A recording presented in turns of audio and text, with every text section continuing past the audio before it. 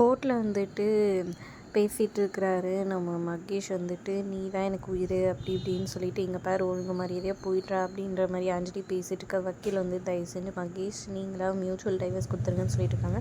என்ன சொன்னாலும் சரி அஞ்சலி எனக்கு ரொம்ப பிடிக்கும், நான் என்ன நடந்தாலும் சரி நான் இதை பண்ண மாட்டேன் அதை பண்ண மாட்டேன்னு சொல்லிட்டு இருக்கிறாரு. இதனால் அஞ்சலி கடுப்பாயிட்டு இருக்கிறாங்க.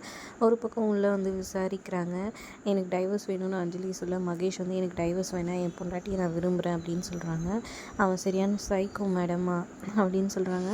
நான் ஏதோ வந்துட்டு சின்ன வயசுலேருந்து தனிமையாக வளர்ந்துட்டேன், அதனால் வந்துட்டு ரொம்ப கோவப்பட்டு இருப்பேன், எனக்கு பிடிச்சவங்க என் கூட இருக்கணுன்றதுக்காக கொஞ்சம் அதிகமாக பண்ணிட்டேன், அவ்வளோதான். அதுக்கப்புறம் என் ஃப்ரெண்டோட அம்மா வந்துட்டு வீட்டுக்குள்ளே வச்சுருந்தேன், அவங்கள பத்திரமா தான் இத்தனை வருஷம் பார்த்துட்டு இருந்தேன்.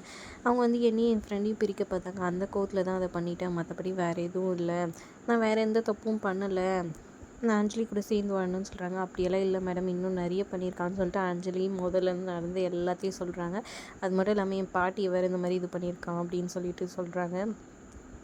உடனே வந்துட்டு இதுக்கெல்லாம் எந்த சாட்சியும் இல்லையேம்மா அப்படின்னு சொல்ல, என்கிட்ட சாட்சியெல்லாம் இருக்குது மேடம் அப்படின்னு சொல்லிட்டு இது பண்ணுறாங்க. அதை எடுத்துகிட்டு வர சொல்லி நம்ம வெற்றியை வந்துட்டு அமுச்சு விட்டுறாங்க. வெற்றி ரொம்ப நேரம் ஆகியும் வரல. இங்கே வந்து திரும்பவும் வந்துட்டு விசாரிக்கிறாங்க.